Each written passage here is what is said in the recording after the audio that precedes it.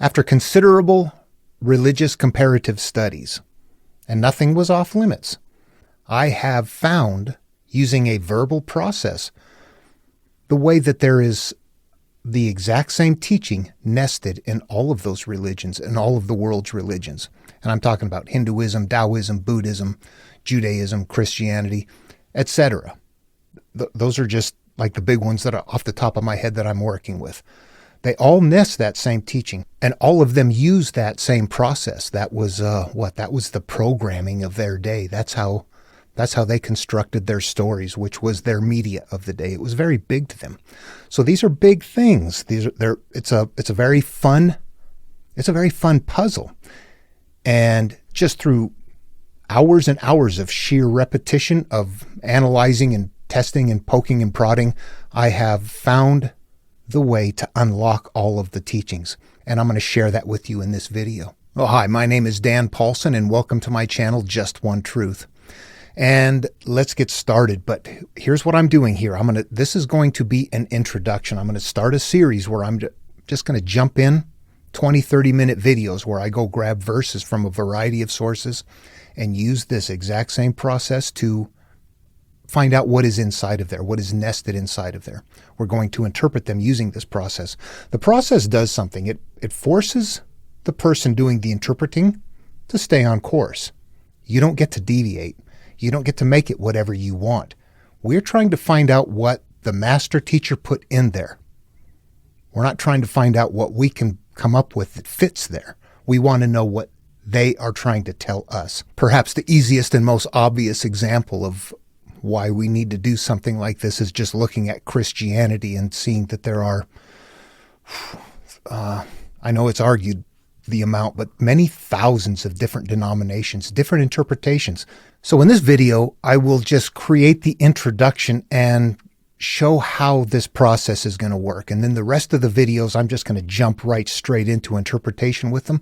So they might not make sense. I will reference this introduction video for anybody who jumps on board and I'm doing something that looks unfamiliar to them. I don't believe that this is something that is secret. I believe it's something that was there, that was very much in place, that it was known, and that it was something that may have just perhaps been kind of left off to the side because we've gotten so busy.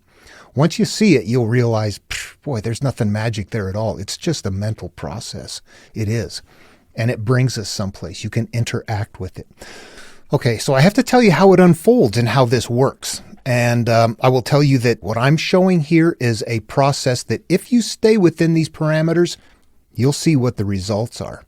So let's just stay within these parameters to begin with. A lot of people don't like these restrictions. Okay, first of all, no supernatural. Supernatural doesn't get to go. Supernatural is an easy way to come up with answers that may not even be right, probably aren't right. In fact, I can guarantee nobody can show you that they're right or not. I am also a very scientific-minded individual. And though I do know that thoughts transfer and that I can sense other people's feelings and things that we've got something going on there, that's natural. That is not a supernatural function. That this universe is based on physical laws, and we don't know all those physical laws. We're kind of limited creatures trying to figure it out, but we're still working on it. Invoking magic is a way to say, I'm not going to look anymore. But not only that, I just don't believe that there is anything supernatural. How would that work? How could something exist within the universe and not be something that has to abide by the laws of nature? I don't think that can happen. So here's the deal. I'm open to the idea of God, although God is more relegated further and further back, is less and less of a potential possibility. But I'm open to the idea of God. However, if I ever do find God and interact with God, God will not be supernatural. God will be natural. So I look for natural things. I don't look for supernatural things. If you see something supernatural, then look for the natural answer for it. That's how this works. Okay? You're welcome to invoke supernatural in your own interpretation. Do whatever you want to. When I go through mine, I will not. I'm forcing myself to stick to these rules. And if I do, and I use these rules, and you use those rules, and somebody from around the world uses the rules, they will all be able to extract what the teacher put in there. We will have the same answer. So yeah, we stick to the rules. You'll see that as it moves along here, it'll become clear. Maybe not right at first, but it'll become clear as we move along. Okay, the next thing is how to interact with it. They, several thousand years ago, did not know we had a brain, that there was an electrochemical process going on, that we had a central nervous system, that we interacted with each other, not just in the physical plane, but just very little bit in the kind of a mental plane, a sixth sense. Even though those would have been very observable to them, they didn't understand the mechanisms. We still don't understand the mechanisms, but we know more than they did. So when they are talking about healing your heart, healing your soul, healing your spirit, any kind of interaction with something like that, how do you do that? How do you interact with a heart or a soul? Let's do something different. Turn it into the subconscious. We're going to go very mental here. Conscious, subconscious, and then that unified field. Those are the three elements that we have to work with. And that's how this works. If they were here today, I suspect if they had the same knowledge that we have today, they would have said, boom, oh yeah, brain, I see what's going on there. That's your subconscious. When this person freaks out and loses it again, and then apologizes later and says, I don't know why I do that, they're overcome by a demon. Today we know that they've got an issue that they haven't resolved, and that demon that they thought might have been some sort of a nested entity in there is really a concept that the individual is holding where forgiveness or understanding is absent, and it continues to act out. That is where we're going with this. That is what they were talking about. They just couldn't describe it in the way we understand it today. Please, for anybody who is really concerned about this, I am not suggesting that we don't have a soul. I don't know. What I am suggesting is that if we want to interact with this teaching, that we have to interact with it with our subconscious and our conscious. That's it. If you don't do that, you won't interact with it. It's not going to change your life. You'll see it. Okay, another thing is to approach this with the idea, and in my own head I have this understanding that the only thing on earth has come from earth, has evolved, has somehow, there's been a few asteroids and things like that. But I mean, the knowledge, the information, it didn't come from prophets, from supernatural, from any kind of special beings. They were human beings that had a lot of time on their hands, that had the capacity to observe, figure this out, test it, see it, and go, wow, let's teach this to the world. And of course, people heard it and said, I'm not passing that story along. I don't like it. It doesn't sound fun, number one, and number two, it's a boring story. So you put it into something that is not only a fun story, but also something that kind of hides what it is, because it is a very inner turning, look at yourself kind of a thing. And we know from today, and it probably happened back then, people don't like to look at themselves. They don't like to, the majority of people. How do you get that? How do you get your message out to the people who need it? You have to put it in something that's going to travel. You have to put it in a package that people are going to bring around. You've got to put it in. You've got to put it inside of a pretty package that can be carried around, so that when someone's ready to open it up, they can. The point here is to ensure that you have access to everything that is there. That at no point in time do you look at that material and think, boy, I am less than whoever did that, whoever came up with it, so I can't do that. You will limit yourself if you put them on a pedestal. You have to understand that we're all from the same place, and then you will have access to what they're teaching. Okay, what I'm going to do next is just grab a verse, a teaching verse, and bear in mind when I do Jesus or the Buddha or anybody else as well, I'll be using the same technique. So I'm going to grab a verse from the Tao Te Ching from Lau Tzu, and I would consider this a standard spiritual teaching verse. It's got two layers. It'll have an outer layer that has some kind of a meaning to it, but that's not the true meaning. The student is supposed to look for the answer, and they're supposed to resolve this. And in doing so, it wires your brain. But in this case, let's just see how this works. Naming is the origin of all particular things. That's one of the first things he says in here. What kind of sense does that make? Things were here before we ever showed up. Well, you can't do much with that verse. Naming is the origin of all particular things. So we can't read it at face value. That's not where the teaching resides. You take the verse, you take those parts, and you go inward. Naming is the origin of all particular things. As I'm living my life, and I'm becoming aware from a child, and I'm having experiences, and I name those experiences, good, bad, ugly, hurtful, judgmental, whatever the case they may be, love, caring, empathy, whatever you're wired with, whatever you name them, is what creates them.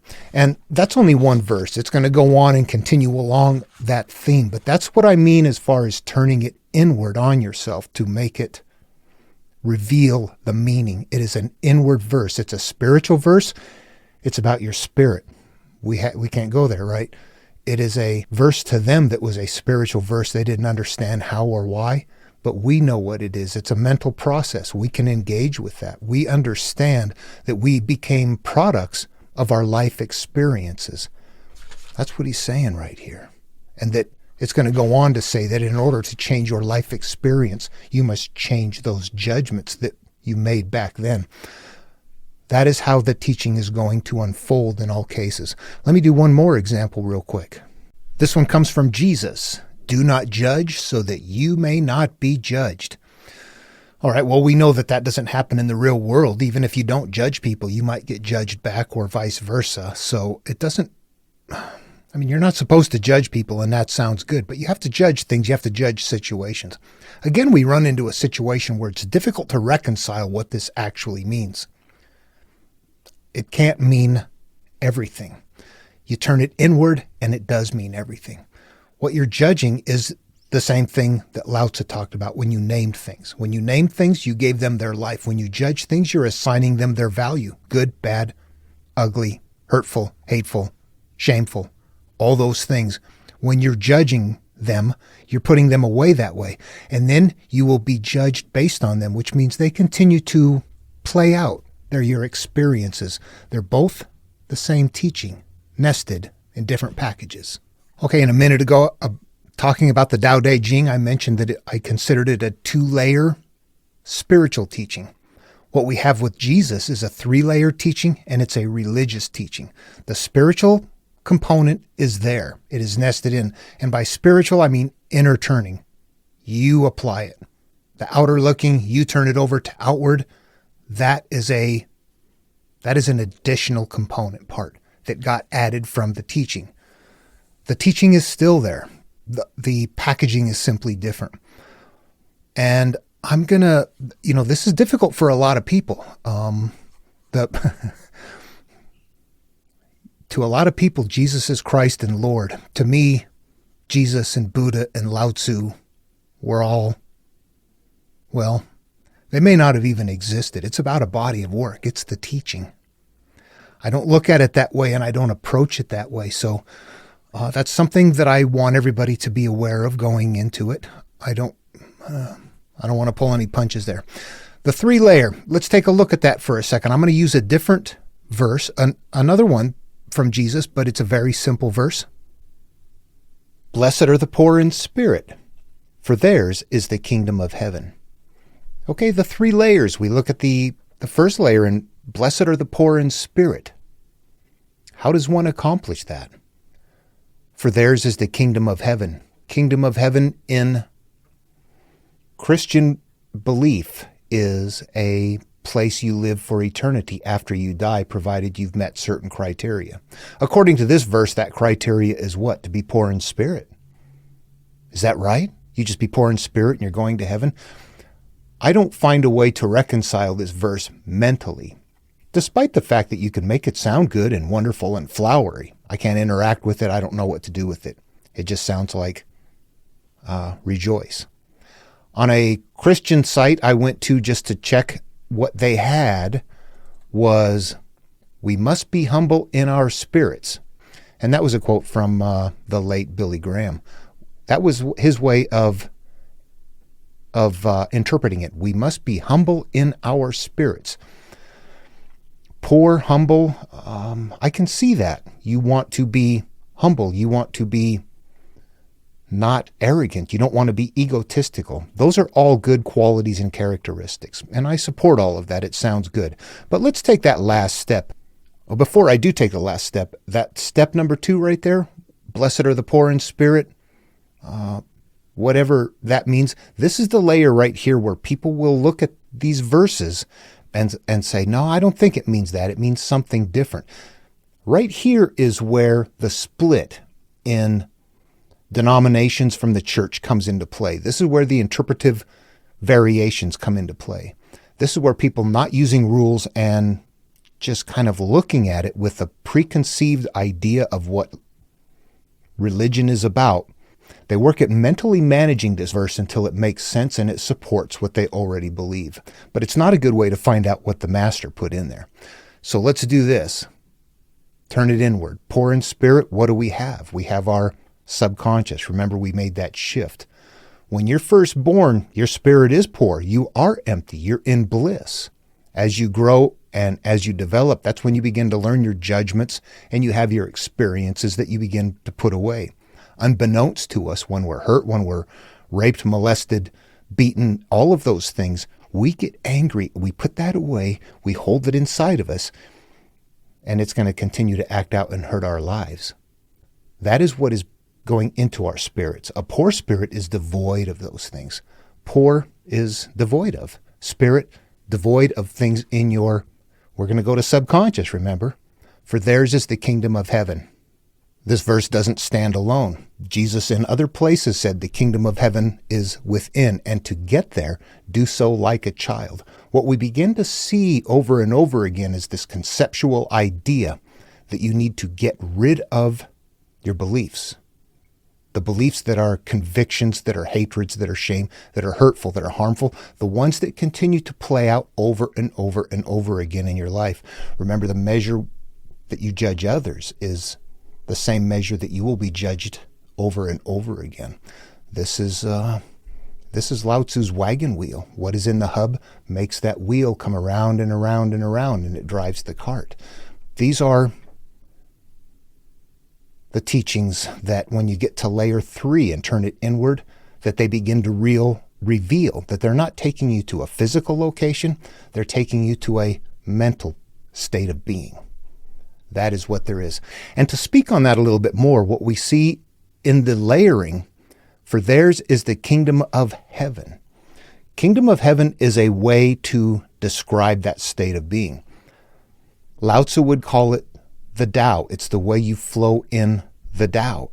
It's the way you flow in life. It's the way that life unfolds for you, your experiences, the way you live life with emotion, joyful, happy, anger, shameful, hurtful, all those things.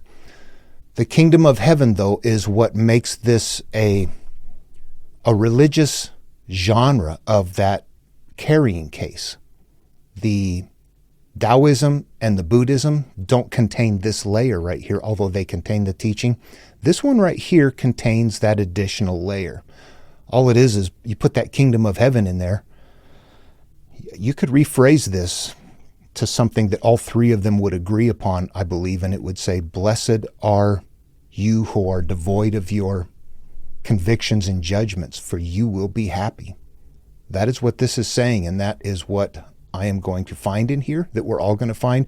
And it's not going to make everyone happy, I know that.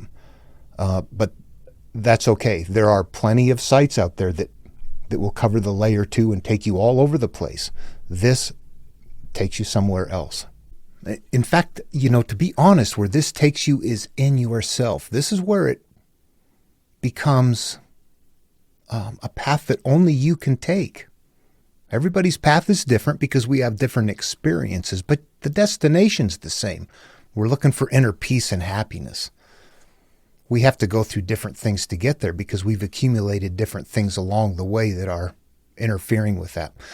But at any rate, that is what is different about this. You are no longer following somebody else's doctrine and teaching. You are now taking this material, bringing it inside, and using it on yourself as a tool to change your life. You're interacting with it in a very positive way. And when you do that, this is demonstrable. This will change your life. You will live in a better Tao. You will live in nirvana, the kingdom of heaven within. You will flow better in life. You will be graced by God. All of those are states of mind, states of being. It doesn't matter where it comes from. It happens. Why does it happen? It happens because, well, you do whatever the teaching tells you to forgive, to let go, those sorts of things. If you actually do it, you will achieve success. Call it God. Call it the Easter Bunny. Call it astral alignment. Call it whatever. As long as you have the mental conviction up here, it's going to work. I mean, think about that. If you are focused on changing your life and you are somehow following some path, some procedure, some sort of awakening, enlightenment, giving over to, surrendering, whatever it takes, and you succeed and you have a much better life, you've changed your brain state up here, which changes your electrochemical state, which changes the way your whole body functions in that collective field and how you flow through life. You don't get triggered by the things that bother you anymore because they don't bother you anymore. Things are unfolding in a much better way. There's been a popular teaching recently that says, just forget that stuff. Every master from antiquity said, no, that's the only thing you go after. Everything else works out fine if you get rid of your impediments. Get rid of these impediments. These are what are in your eye. These are what are blinding you. These are what is preventing the flow through you. Honestly, when we break all of that stuff down, what it looks like, it's the way you feel about something. I hate it, or I don't care about it. I hate it. It's stored that way. And as it's stored that way, that is the trigger that keeps acting out. That's the seed. You have to change that I hate it to something different. It doesn't act out that way anymore. It's not about the other person. It changes your life. You're the one that is carrying the way you're going to maintain the convictions. And at first, we're not aware of that. Once you become aware of that, you go, oh my God, that's why I have to make some changes, because it changes me. It changes the way I feel. But it doesn't just change the way I feel. It changes the way that I experience life and that I flow through life. It's not just one personal thing that it makes me feel better. It makes my life work better. And everybody sees that. And there are people who are naturally that way, and they don't have to take this path. There are people who will never take this path. This teaching is for those of us who didn't get an opportunity to come from a good place like that, but we know we want to get there. Okay, watch this. You blind Pharisee, first clean the inside of the cup, so that the outside also may be clean. Okay, we're going to do the same thing with it. You grab this, and we become this verse. This verse becomes us. The elements in here, the cup, the Pharisee, all of that are component parts of who we are. The blind Pharisee, what is the Pharisee? In Jesus' day, the Pharisees were the people that interpreted Scripture. They were the ones that told you this means this, you can do this or you can do that. But Jesus also knows this nested layer. He knows the secret inside. The Pharisees don't. The Pharisees are the ones that are just teaching it at layer number 2. This is how you prepare your sheep or your goats for an offering to God, for a burnt offering. This is how you pray. This is what you can do on the Sabbath and what you can't. Their job was to tell people how to interpret it. People couldn't read or write. Very few could. And there were no libraries or anything like that. There was a heavy reliance on people telling you what to do. Jesus is looking at this and saying, you Pharisee, you blind Pharisee, you don't know what's going on. When we start out, before we're on this path, we're the Pharisee. Not in any derogatory way. We don't know what's going on. That's it. First clean the inside of the cup, so that the outside also may be clean. We become the cup. The inside is what we have accumulated over time, and the inside is what creates the outside. As within, so without. Clean the inside so that the outside may be clean. There you have it. Let me recap for a second. We've got two things going on. Number one, we make the verse about ourselves. It's a spiritual verse. It's about the spirit of the person. It's written in such a way to be carried outwardly. But when you're ready to find out what's in there, make it about you. And by that, I very specifically mean make it about the component parts of your psyche, your inside, your mind, and the component parts of your mind. Once you make that transition, the verses begin to unlock and the teachings emerge. Second of all, I will bring no reliance on supernatural answers. Open-minded is how to approach this, not knowing what there is and looking for what is there. If you approach it with a preconceived idea and go to prove what you believe, you'll succeed. You will prove what you believe to yourself. And if that's what you're after, go ahead. Okay, the next thing is that these are all of the teachings from antiquity are structured with analog and metaphor. They're either big, huge ones or very small, short ones. And the reason that I have continued to reference Lau Tzu, the Buddha, and Jesus is because those are three masters from antiquity that kept their verses very short. They're compacted. They don't contain big epic stories that are the carriers for them. So they're easier to look at and to learn with. There'll come a point in time where I get tired of doing all of the small verses, and hopefully you do too. Get tired of me doing all the small ones and want the bigger ones as well.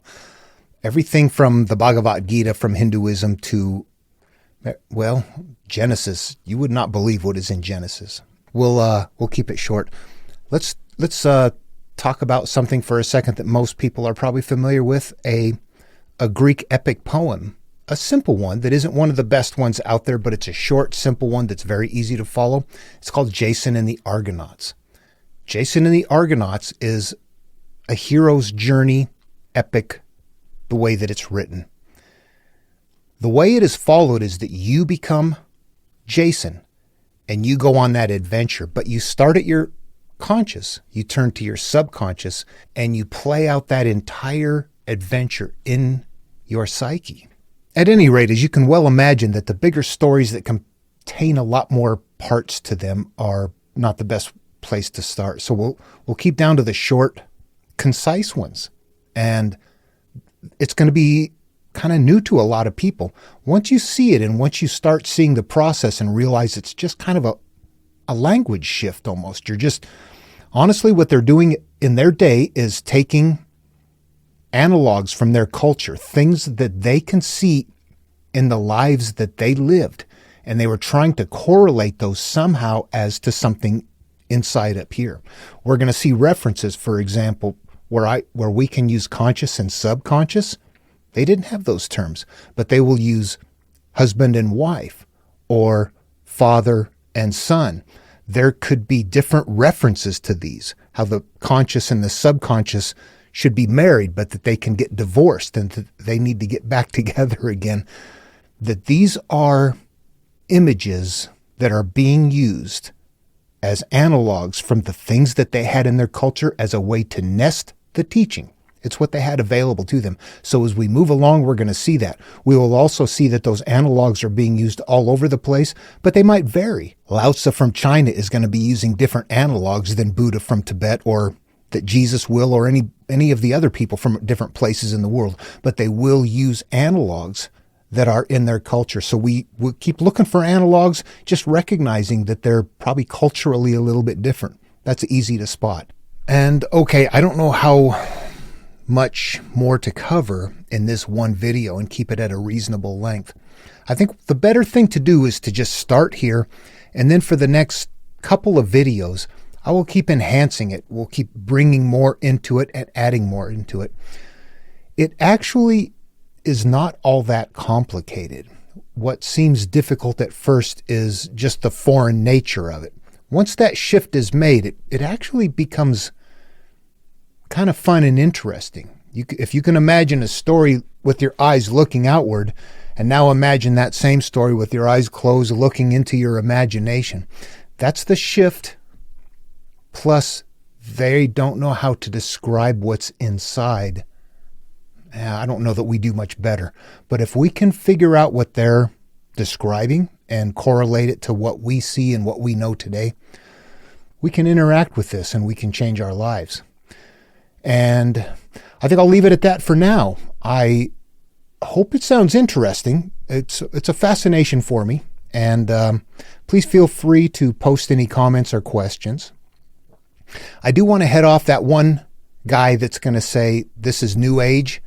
I'm going to tell you that this teaching is nested in everything, and it's been around longer than Christianity. So there you have it.